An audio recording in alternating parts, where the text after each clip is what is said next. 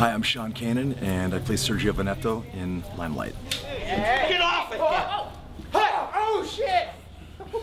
And how did you hear about this project?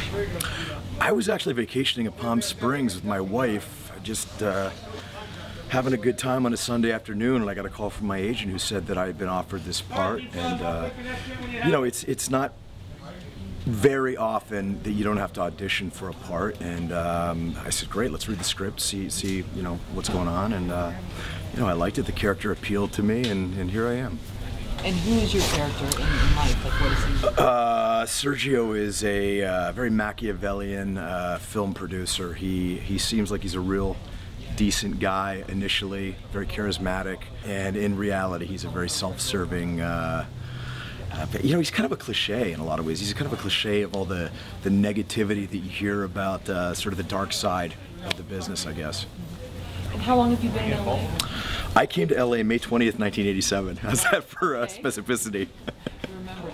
And your journey so far, was it everything that you thought about the business when you started, or have you had many different transitions? Oh, it's absolutely nothing like I thought it would be. I mean, you know, I think that, you know, it's so funny. I was talking to my wife, and I was talking to another actor the other day, and I said, you know, the amount of arrogance that you have to say, I'm going to go to Hollywood and be an actor, that I'm interesting enough for people to, you know, most likely pay to watch, is kind of off the Richter scale. But you also have to have that level of, I guess, belief in yourself to make the journey to do this.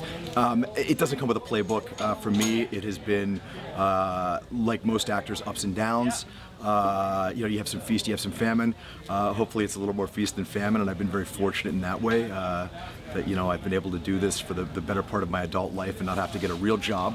But no, it's probably nothing like I imagined it would be when I was getting on the plane some 30 years ago to come out here. Almost 30 years ago, anyway. I started studying right away when I came out here. I started studying with Roy London, and was very fortunate to be able to study with a teacher of that caliber. So I'm a huge proponent of studying acting, whether, you know, you're fortunate enough to do a program like, you know, Juilliard or Carnegie Mellon or RADA or something like that. I didn't do that. I was a political science major, which I also feel gave me certain insights that I might not have if I had just a traditional acting background. That being said, studying is very important, but I think being a self-starter and not, you know, trying to create your own opportunities is really important. I mean, that's probably the single biggest piece of advice I give young actors. You know, there's so many mediums available now with social networking and you know, with the internet, to create your own media business card, and, you know, go out and produce something with your friends, you know, put it on YouTube, do something that's going to show you that you can then send out and at least say, hey, take a look at me. You know, a lot of that wasn't available to me when I started out in kind of the, you know, the late 80s. So I think, to answer your question, to come full circle, yeah, it's important to study, but you don't want to be a lifelong student without jumping into the pool and actually getting into the, you know, the professional aspect. I mean, it's called show business.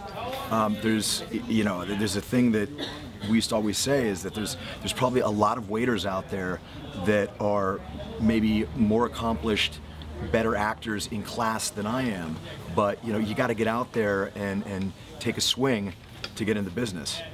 I think it's being able to find your happiness during the times that you're not working. You know, so much of being an actor is looking for work.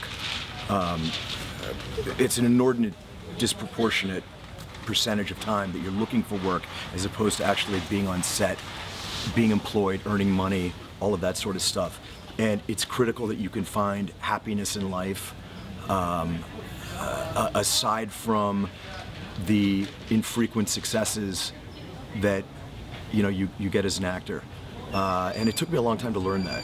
You know, you obviously have to find it within yourself, and then creating, you know, your support base, whether it's your family or your friends around you, and get your happiness from that, and then everything else that comes into your life with acting is icing on the cake. People always say how difficult psychologically it is for actors during the times that they're not working, and I don't think until you've been an actor and experienced that, you really understand the depths of how difficult those times can be. I think you have to go through that so that you start strategizing how to not emotionally go through that the next time that you have a downtime.